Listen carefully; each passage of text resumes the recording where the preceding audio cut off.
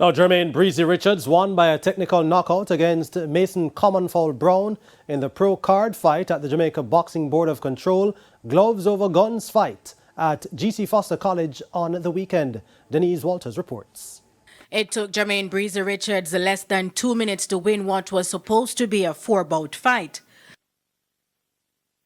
1 minute and 58 seconds in, and referee Owen Wilson stopped the fight in round 1 after it was decided that Mason Commonfall Brown had no balance in the ring after the first knockout.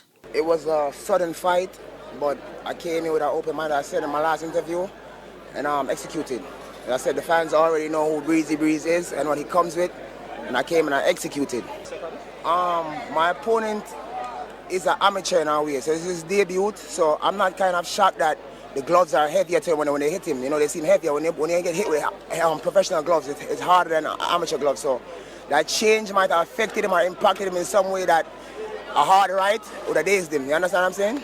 Brown admits that inexperience got the better of him. This is my first fight, right? So more to go. And I'm not in a proper shape, but yeah, more to go. All right, cool. Look for better next time. Meanwhile, Daniel Hilton, who represented Jamaica at the Commonwealth Games earlier this year, won one of the 9 amateur fights on the night against Shannon Campbell. Campbell retired a minute and a half in round 3 after being knocked down in round 2. This match, you know, it's a warm-up, you know, for future match to come.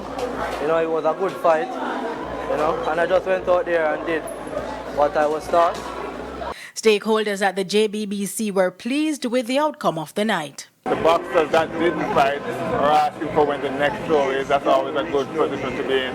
And the boxers that did fight are asking the same questions as well. So we'll go back, do an assessment. The ideal thing, in my opinion, would be to have 2 pro fights culminating on pro-am card. I would say it's a spectacular night of boxing.